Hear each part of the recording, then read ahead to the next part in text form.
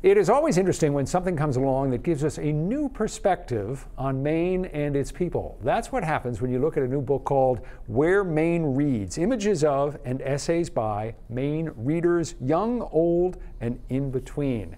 Buddy Doyle is the photographer who put this book together, and he's with us here on 207. Thanks for coming in. It's good to have you here. Good to be here, Rob. Thanks. So this idea had sort of been percolating in your head for a while, and then you reached out to a well-known and very successful Maine writer, Lily King.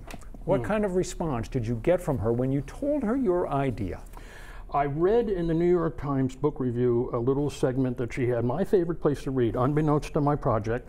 I called Maine Writers and got her email, and I was warned that she might be real busy, and tread lightly was what Gibson said. And I sent Lily an email wondering if she'll ever, and within an hour, she emailed me back and said, "This is a wonderful idea. Thank you for thinking of me."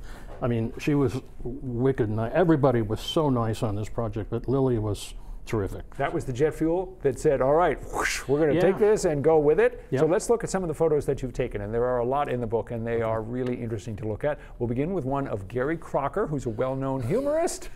Tell us the background on this shot. I said, I'd really like to get someone taking a bubble bath. He said, I'm in.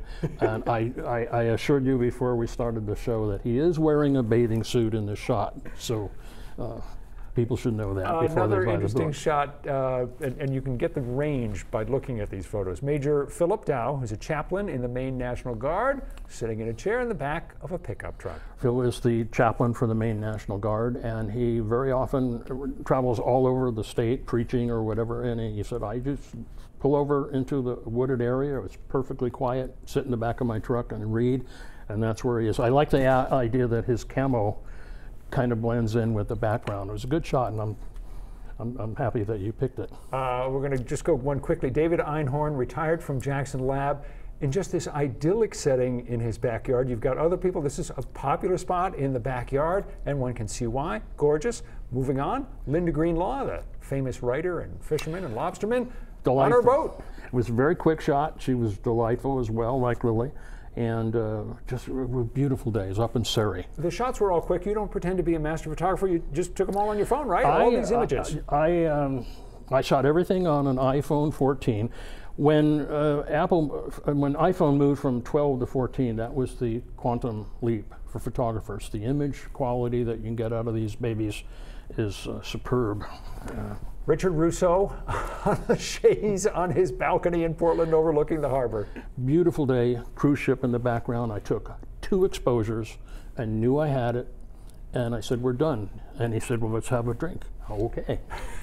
We started talking about Lily King. We'll end with Lily King on the Eastern Promenade in Portland with her Italian sandwich and a book. Yeah, that's what she had mentioned in the New York Times book review, that her favorite place to read was the Eastern Prom in Portland, where the food trucks and you can go down for a swim and so forth. And so that sandwich, I bought that sandwich in Gardner at the Subway, bought it down so Lily would have a sandwich. It was a full sandwich, went home, photoshopped a bite out of it, sent it to Lily. I didn't want her to actually take it. It's a very unladylike thing to do, but she was willing to do that. And I said, no, not necessary. Lily King was just super. Very, very nice person. All the proceeds from the book benefit? I was funded by Maine State Credit Union. My creative efforts were funded so that I can donate all the royalties to Maine Public for their literacy programs. I'm extremely proud of that. The name of the book, Where Maine Reads. Buddy Doyle, thanks for coming in. We appreciate you being here so much. Thank you, Rob. If you'd like more information on the book, the author, just head to the 207 section of our app or website and stick around. We're going to be back with more of 207 right after this break.